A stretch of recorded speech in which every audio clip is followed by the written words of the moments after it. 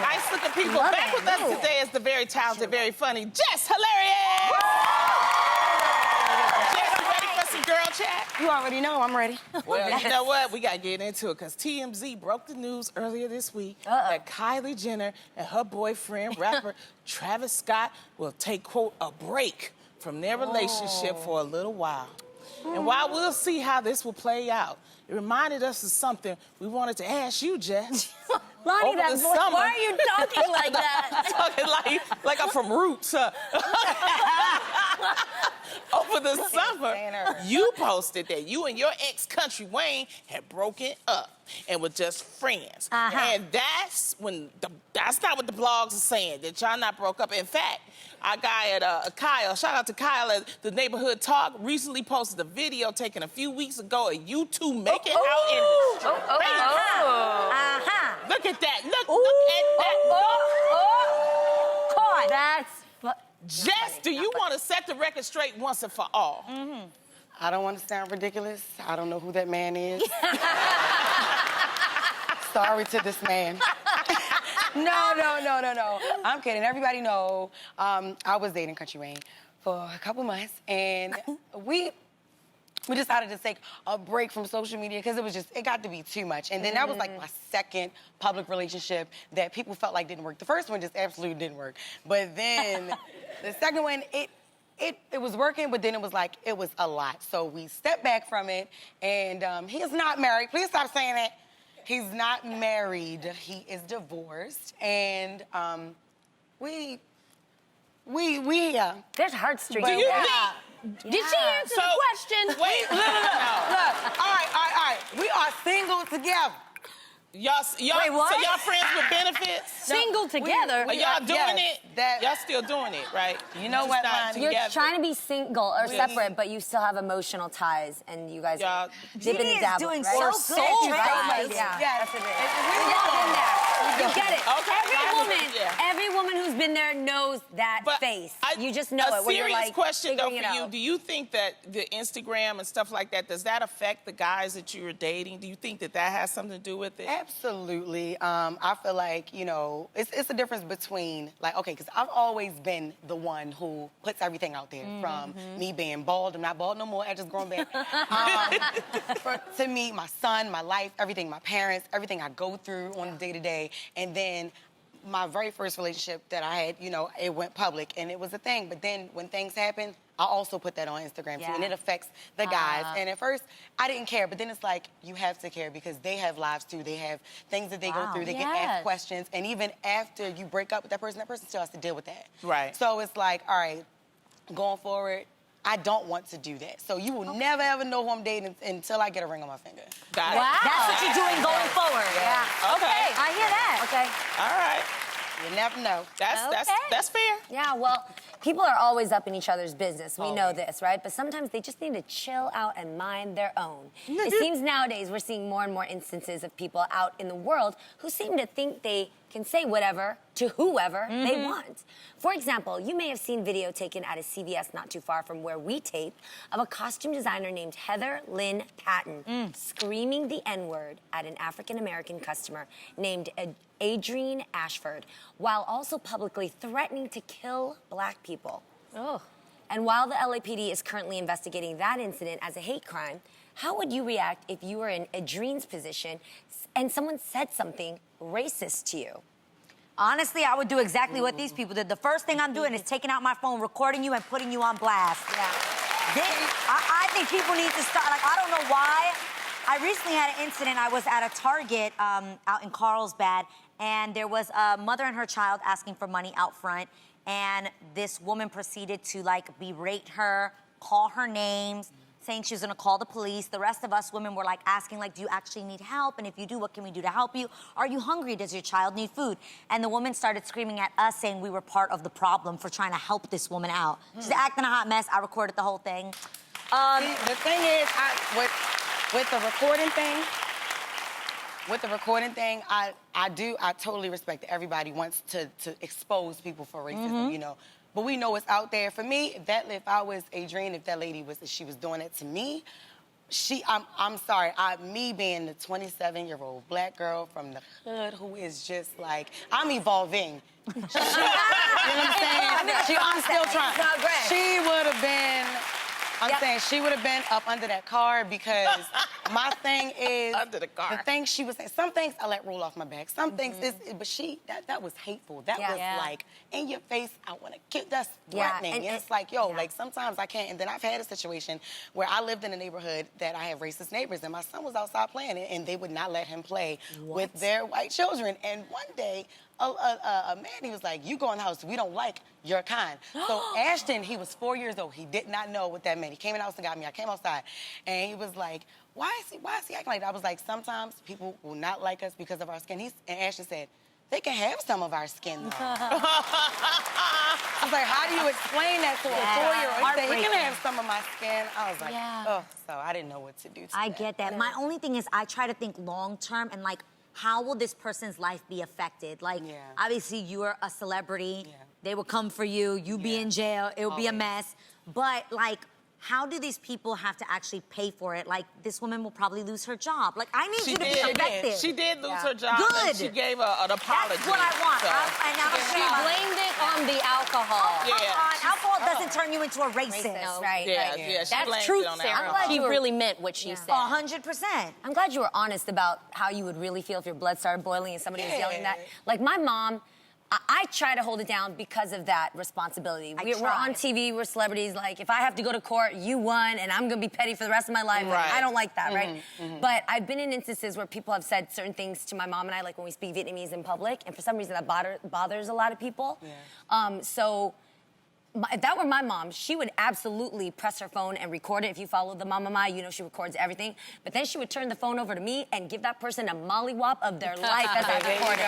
And I would record it because I want to make sure that person has footage of what happened.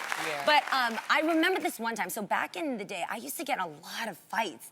I had to move 3 school districts, and I always knew I wasn't the problem because I would be attacked, you know, and it's always a racist situation. Or some people just don't like positive people. I was as peppy and positive as I am now, and girls just don't like that, you know, it's threatening to them. But this one called me a really racial slur, and so I said, you know what, meet me outside of Sierra Middle School. Meet me there at 2:30, and I'm gonna be there. And me being my little television broadcasting self, I told everybody, I was like, meet me over there, because me and Michelle are gonna be out there, and we're gonna fight, and you're gonna see exactly where she's gonna put her words. So we met out there, we fought, I kicked her butt. Not that we need applause, But it ended like that, and I was like, good, taken care of. Like another one wipes the dust, that's it, and I just go, right? And then years later, like maybe about 8 years ago, she walked up to me at an amusement park. Wow. And I didn't recognize her because we're grown now. And she was like, Jeannie Mai, do you remember me from Sierramont Middle? And I was like, yeah, and I instantly remember. I beat you up. Right, I was like, I took you down. I remember that left cheekbone underneath my knee. And she was like, I have to tell you, she's like, I've thought about this my whole life because I'm a mom now, I have 2 kids.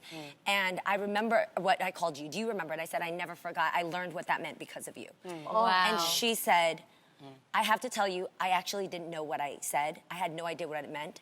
I heard my dad calling other Asian people that. And so I just thought it was the first thing I could think of. Yeah. And in that instant, this is so Jesus, right? In that instant, I forgave her because she was grown to say, I did, I got her.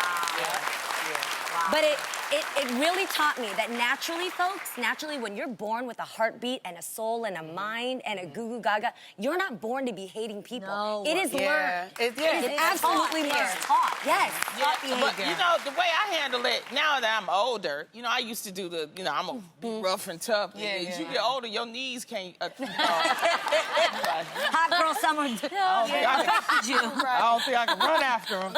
So, you know, I've learned to handle stuff with humor. Now, it depends on what the situation is. And that, like, if that lady, first of all, she's clearly not a threat. Something is wrong with her, so I talk about her. You know, I laugh like, girl, that's why your nose look like that. You know what I'm saying? You know, I tend to try to diffuse things with humor. Wow. Because that gets people, and it keeps you on a high level, and it makes them look stupid. And the thing about the taping is we're in modern times where taping is important because, you know, we can put it on social media. Yes. We can find out who this person is, especially something like Send this. it to Sean where- King. He will Exactly. find the person. Sean And, they King, can, yes. and there's, you know, because there's some type of justice, whereas you have these companies now that say, we don't want a person like that No. working for us. No, and we that's the cannot important employ thing about somebody like taking. that. I don't know. I think I'm always trying to be a therapist. So if somebody says that to me, I'm always asking why. Like what is their motive? Seriously, and I learned, like,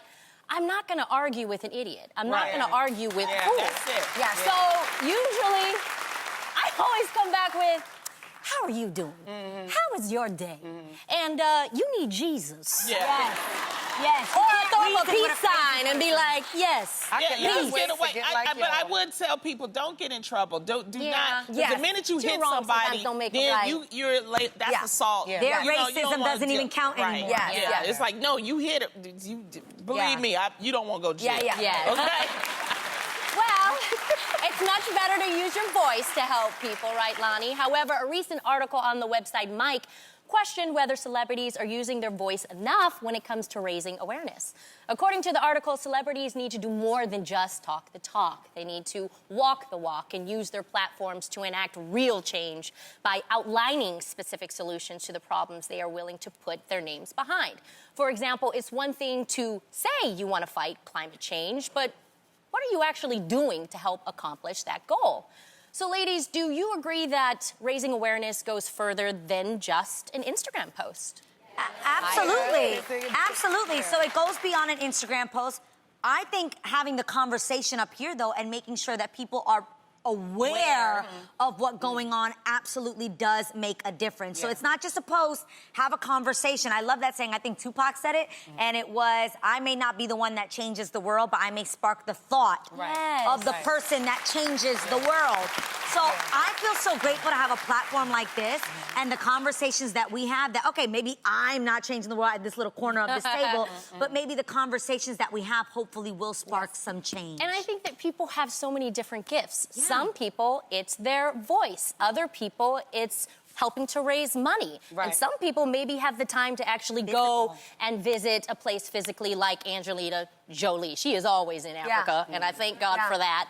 I have friends like Gary Sinise, Matthew McConaughey. They're very hands-on. We have someone at this table who does something amazing. Bezos, you, Adrienne Houghton. So there's so many people who are doing different things. Yeah. And I don't think we should judge how they do it. Do what you can. Yeah. I don't think you publicly have to do it, though, all the time. Because it's just like, you can't please people. You say it publicly, you're doing it for publicity. Right. There's a lot of stuff I I got do. that. I just leave it on the down did? low. Because then it's like, it's not, everything is not for publicity. I think it's Yes. just, you know. When I I want to did- give a shout out because they said Beyonce and reportedly Beyonce and Jay-Z, they've been giving water to Flint, Michigan. You know what I mean? They pay for protesters, bailed them out, you know, during certain protests and things like that. And they don't necessarily need the publicity, they just do it. So it's like, if you're a celebrity, I think there are a lot of celebrities that's doing things. Yeah. It's just that they're not, you know, publicizing it. It's Yeah. good. And you that's know? another thing in social media.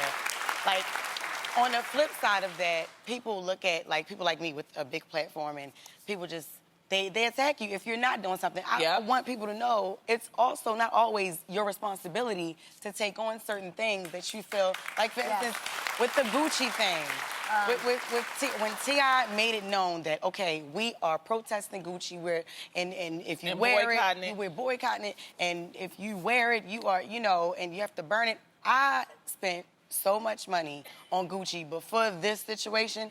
I did not burn my stuff. I did not go buy any more. But I was surely, I grew up, I ain't never had that stuff. I put it in the closet, and I wore it around the house. I was like, I ain't taking no pictures in it. But this look good. You know what I'm saying? Because this stuff happens all the time. But I spent a lot of money. I ain't had that stuff growing up. And when I got it, I was like, yeah, I'm giving it back to you.